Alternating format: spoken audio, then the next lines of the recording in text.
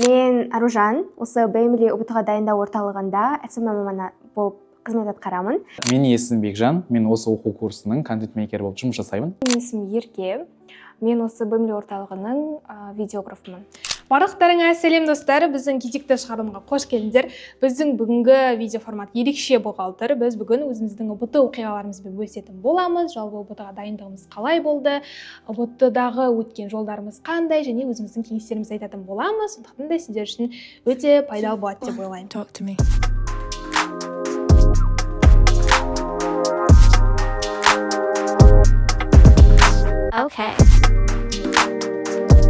Мен негізінде ұбт-ға дайындықты 9-шы сыныпта бастағанмын. Но 9-шы сыныпта былай дайындалдым да, 10-шы сыныптан бастап офлайн барып жақсылап дайындала бастадым. Бірақ мен ол кезде география және математика комбинациясы бойынша дайындалдым. Сол бойынша курсқа барып жүрдім. Бірақ мен 11-шы сыныпқа келген кезде мен өзімнің бұл жақтан көрмейтінімді, бұл сферадан көрмейтінімді түсіндім. Солай мен өзім мамандығымды ауыстыруды шештім туризмге. Солай мен география және ағылшын мамандығы бойынша, комбинациясы бойынша дайындала бастадым 11-шы сыныптан бастап. Бірақ тағы да менің ата-анам туризмге кеткенімді қаламағандықтан мен қаңтар ұбт-ға бір ай қалған кезде мамандығымды ауыстырдым. Ол кезде мен ағылшын және де дүниежүзілік тарихы пәндері бойынша таңдадым. Сосын қаңтар ұбт-тан, конечно, аз жинап қалдым. Сосын ары қарай тоже онлайн курс алдым, бірақ онлайн дайындала алған жоқпын. Кураторларым мүмкін дұрыс қадағалаған жоқ, өзімнің де жақсы фокусым болған жоқ. Сондықтан да офлайн курсқа барып дайындалдым. Осылайша өзім қалағандай балды алған жоқпын, бірақ ұбт грантына балым жетті. Солай мен ұбт оқиғам осылай. Жалпы достар, мен ұбт-ға кіретін кезде бір қателік жасадым. Негізі ұбт-та бір оқиғаны айтып берейін. Біз ұбт-ға бір күн қалғанда сыныптастарымызбен барлығымыз сынып жетекшіміздің үйіне жиналып, сол үйде ет асып, Құран оқытып, ата-аналар солай ұйымдастырған. Сол Құран оқытып болғаннан кейін біз как раз сол кезде интернетке, ВК-ға, біздің кезімізде ВК мықты ғой енді, ВК-ға бүткіл жақтан ұбт болғандай болып жатты, сол кезде нұсқалар шығып жатқан. Біз соны талдап отырдық сыныптастарымызбен барлығымыз. Бір кезден свет өшіп қалады. Сонда да шам жағып, әйтеуір до конца отырдық, потому что біз нұсқалар кішкене келіп қалар деген ой болды ғой, ниеттеніп сөйтіп дайындалдық. Сөйтіп отқан кезде мен қобалжығаннан сағат 4-ге дейін ұйықтаған жоқпын. Таңғы 4-ге ұйықтаған жоқпын. Бізде таңғы 6-та уже мектепте болу керек тұғын. Мен үйге бардым, 2 сағат қана ұйықтадым. 2 сағат ұйықтап, 6-та мектепте болдым. ұбт-ға кірген кезде как раз менің орным ол кезде бізде сіздер секілді қазір онлайн емес, кәдімгідей параққа бояп отыру. Сол кезде мен екінші қатардың екінші партасын отырдым. Маған күн сәулесі күшті түседі, прям өте күшті түседі. Сөйтіп отқан кезде мен барлығын нұсқаны талдап болдым да, бояп отқан кезде күн сәулесінің шуағына малып, мен жып-жылы құшақты сезініп ұйқыға батып кеткен тұғымын. Сондай оқиға болған менде.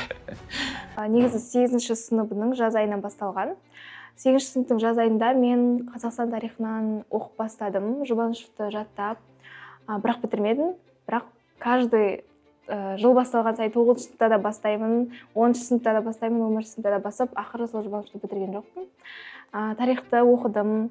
7-ші класстың жазында мен таңдау пәнді таңдадым, бірақ мамандық таңдаған жоқпын.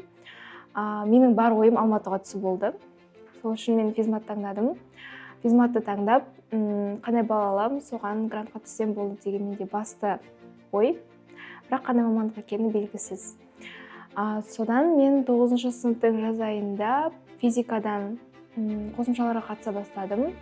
Физикадан кішкене әлсіз болғанмен математика менде жақсы болды. Солай мен 10-шы сыныптың жазында 125-те кәдімгі барып оқитын мектепте оқыдым. Физика, математика пәнінде. Толықтай 11-ші сынып қаңтар ұбт-сы тапсыратынға дейін мен дайындалдым физматқа. Кәдімгі пробный сабақтардан мен 100-ден жоғары алып жүрдім. Бірақ мен осы қаңтар ұбт-сына жақындағанда ойлана бастадым. Мен қандай мамандық таңдаймын деген сияқты. Бірақ менің ойыма ешқандай мамандық келмеді. Тіпті мұғалім ретінде де мен өзімді елестете алмадым. Математика, физика болсын. Сондықтан бәріміз отырып шештік. Мама бар, әпкем бар, мен бар, үшеуміз отырып шештік. Мен ағылшын пәні мұғалім болатын болдым. Ағылшын және дүниежүзі тарихы таңдадым. Одан кейін мен бір ай қалғанда ауыстырғаннан кейін мен базамен кіріп кеттім ұбт-ға. Базамен кіріп 78 балл алып шықтым. Ешқандай дайындықсыз. Сосын мен үшін бұл нормальный шығар деп ойладым. Одан кейін ары қарай ешқандай дайындық бастамадым да, жүрдім. Конкурстарға кетіп қалдым, жарыстарға жүріп кеттім. Түрлі выступать етіп, әр жақта жүре бердім. Достарыммен жүрдім. 11 сынып қой, қыдырайық, бүйтейік, сөйтейік деп солай жүрдім. Әлі ешқандай дайындықты бастамадым. Сөйтіп, кәдімгі грант айларына келді. Шілде айында нағыз ұбт-ны тапсыруға кірдім. Ол жақта айтарлықтай балл алған жоқпын, өйткені мен ешқандай да дайындық жасамадым. Тек қана дүниежүзі тарихы мен ағылшында сливтарды қарадым. Одан келсе келді, келмесе келмеді. Бірақ тарих, оқу сауаттылығы және мат сауаттылығы менде база қалыптасқан. Солардың арқасында мен жақсы балл алып шықтым. Бірақ ағылшын таңдағандықтан бізде балл өте жоғары болғандықтан мен грантқа түсе алмадым.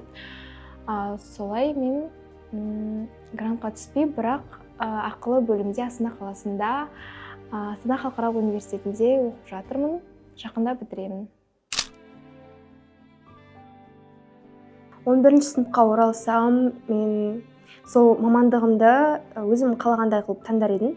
Пәнімді жақсылап таңдап, сол бойынша жақсылап фокус қойып дайындалар едім. Стресске бой алдырмаушы едім, өйткені өтіп кетті оның барлығы. Қазір ешқандай да сол кездерді күліп еске аламыз. Какой-то бір кішкентай уақыт арасы сол кезде ғана болатын зат, ал ары қарайғы өміріңнің барлығы әлі алда деп айтқым келеді. Соны бізге қанша рет айтса да, біз просто түсінген жоқпыз, как-будто сол жерден өмір өтіп қалатын сияқты болып жүрдік. Енді мен соны түсіндім. Жалпы 11 сыныпта Бекжанға айтар кеңестерім: көп құтырма, көп қаңғырма, өзіңе қатты сенімді болма, және де сабағыңды оқы, дайындал, өзіңнің қызығушылықтарыңды сол кезде білдің ғой, сол кезде неғып жұмыс жасамадың деп айтарым негізі. Шыны керек, мен 11 сынып оқып жүрген кезде көп нәрсені былай пландаған едім. Ағылшынды білем, негізі оқу керек болатын, бірақ мен кішкене маған білімге қарағанда былай сыныптастарымен қыдырған, сондай қызық болып кеттім. Ол мен үшін үлкен қателік болды. Қазір мысалға мен сол кезде наоборот ағылшынды оқығанда, керісінше сол білімді алғанда мен басқаша бір вайбта болар, мен басқаша бір өмір болар еді менде. Но енді хайыры әр нәрсенің өз уақытысымен кеште болса да ұғындық. Және де сол Бекжанға айтатын едім: өзіңнің қалаған мамандығың бойынша таңдап жұмыс жасай бер, ешкімнің айтқанын тыңдама деп айтар едім. 11 сыныпқа барсам, жалпы 11 сыныпқа емес, ұбт дайындық кезінде айтатын болсам, ең алдымен дисциплинаны қалыптастыруды және де нақты бір мамандықтан кейін барып таңдау пәнін таңдайтын едім. Мен тек қана таңдау пәнін оқып, ары қарай қандай мамандық таңдарын білмегеннен кейін бір тупикқа келдім. Одан кейін барып мен ойланып, мамандық таңдап, мамандықтан кейін барып таңдау пәнін таңдадым. Мен осы жерде үлкен уақытты жоғалтып, және дайындыққа менде мүлдем уақыт болған жоқ. Сол себепті көбінесе дайындыққа және көп конкурс, жарыс, ары бері жүрісті қысқартуым керек деп ойлаймын. Қазір қиналып жүрген түлектерге айтарым, сол стресске бой алдырмаңдар, және де өздеріңнің барлығы қолдарынан келетініне сеніңдер, мамандықтарыңды дұрыс таңдаңдар, өздеріңнің қалаған мамандықтарын таңдасаңдар, сендер по кайфу дайындалатын боласыңдар, ешкімге қарамай, ешқандай кедергіге қарамай дайындалатын боласыңдар. Сондықтан мамандықтарыңды дұрыс таңдап алыңдар, стресске бой алдырмаңдар, өтеді, кетеді барлығы, және өздеріңе сеніңдер, қолдарынан барлығы келеді. Егер сендер бір затты армандасаңдар, оны мақсат қылсаңдар, онда ол сендердің қолдарынан келетін зат, өйткені ол зат сендердің ойларыңа бостан-босқа салынбайды деп айтқым келеді. Өз потенциалдарыңа, өз мүмкіндіктеріңе сеніңдер, грантқа түсіп кететіндеріңе сенемін.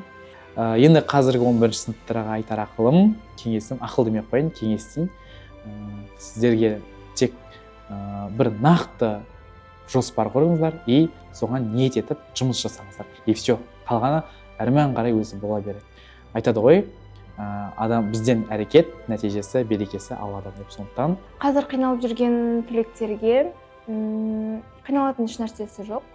Кәдімгі ұбт бұл дегеніміз аспаннан алып келген сабақтар емес, аспаннан алып келген сұрақтар емес, бұл кәдімгі мектептің базасындағы заттар. Сол себепті ешқандай да қобалжитын еш нәрсе жоқ. Сол себепті не білесің, нені оқыдың, соның барлығын осы ұбт-да көрсететін сәт деп айтсам болады.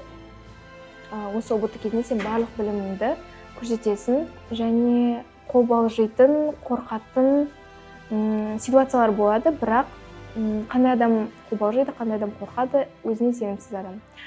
Ең алдымен өзіңе сеніп, нақты мамандығыңды, нақты пәндеріңе дайын болсаң, ешқандай да қорқатын еш нәрсесі жоқ деп ойлаймын.